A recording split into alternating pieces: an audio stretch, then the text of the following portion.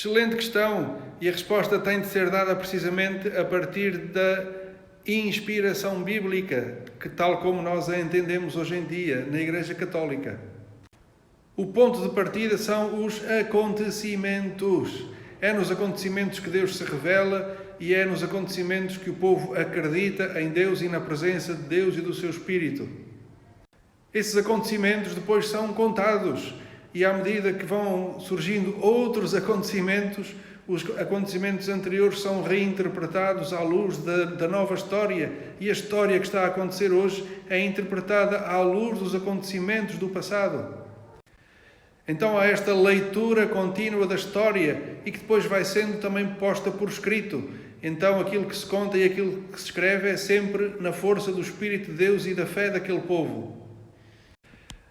A resposta a essa pergunta torna-se fácil a partir dos vídeos anteriores que eu fiz sobre a inspiração bíblica, porque é uma questão para compreendermos a partir da história, dos acontecimentos da vida daquele povo. A partir daquilo que já tinha acontecido na sua história, aquele povo olhou para trás e pensou: mas de onde é que vem todo o mundo? De onde é que vem a origem do universo? Para responder a essa pergunta, o povo começou primeiro pela sua própria experiência de fé. Nós sabemos que Deus existe, porque Ele já se mostrou na nossa história. Em segundo lugar, o povo vai buscar conhecimentos científicos que havia naquela altura, que para nós alguns são ridículos, mas que eram os que eram aceitos naquele tempo por todas as civilizações. E assim nasceram os 11 primeiros capítulos da Bíblia, em que o povo foi buscar textos de outras culturas e outros contextos e foi afirmar a sua fé no Criador. Tudo tem origem em Deus e no seu desejo de dar vida. Olá Luís, é tudo mentira? Muitas vezes, quando abordamos nessa perspectiva alguns textos da Bíblia, a conclusão a que chegamos é essa: é tudo mentira. Mas lá está, o problema não está nos textos. O problema está na nossa maneira de os olhar e de lhes fazer perguntas.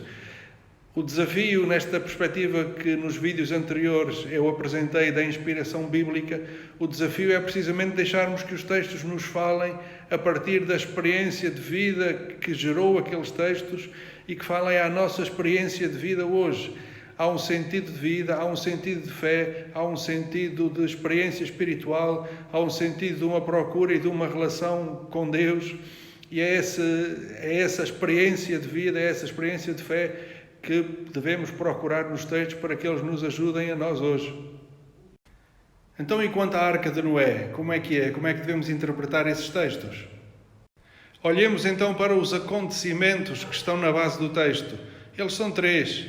A experiência dos dilúvios, das inundações, a experiência do mal que há no mundo e também a experiência da história daquele povo de aliança, de relação com Deus.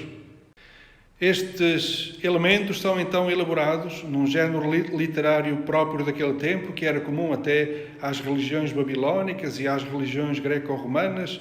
Encontramos lá alguns elementos comuns, mas aqui afirmando a fé no único Deus Criador. E é essa fé em Deus que permite afirmar que Deus quer fazer uma aliança com toda a criação. Deus, por um lado, quer purificar, mas não quer destruir o mundo. E essa afirmação nós podemos continuar a fazê-la hoje, porque foi isso que Jesus Cristo veio realizar: salvar sem destruir, dando a vida. Já pensaste porque é que Jesus não deixou nada escrito? Jesus podia escrever, podia ter deixado muitos livros, muitos tratados, constituições sobre todas as coisas e mais algumas, e Jesus não deixou escrita uma única linha. Por que é que será? É um facto muito significativo. De facto, o que Jesus quis fazer foi fundar uma comunidade, formar a sua igreja. Chamou aqueles 12 apóstolos e outros discípulos que vieram com ele e começou uma maneira nova de viver. Por isso, Jesus basicamente deixou 2 mandamentos. Um que é: amai-vos uns aos outros como eu vos amei, quer dizer, como eu fiz, fazei vós também. E depois deixou-nos os sacramentos. Fazei isto em memória de mim, como ele disse na Eucaristia. É uma comunidade e não um livro que Jesus nos deixa. Então o facto de Jesus não ter deixado nada escrito, mas ter fundado uma comunidade, é muito significativo para compreendermos qual é o lugar da Sagrada Escritura na vida dessa comunidade, na vida da Igreja. Repara que, em primeiro lugar, vem a vida, vem a realidade, vem as relações que Jesus deixou para viver em Igreja. A seguir, então, é que a Igreja, enquanto comunidade, sentiu a necessidade de pôr por escrito as memórias dos apóstolos. E as memórias dos apóstolos, tal como aparecem nos 4 Evangelhos, tal como aparecem nos Atos dos Apóstolos, que são memórias, sobretudo, do apóstolo Pedro e Paulo, e depois as próprias cartas que os apóstolos escreveram, sobretudo São Paulo. É isso que compõe o Novo Testamento, as memórias da pregação, do ensinamento dos apóstolos e do que eles contavam sobre Jesus. Jesus não deixou nada escrito.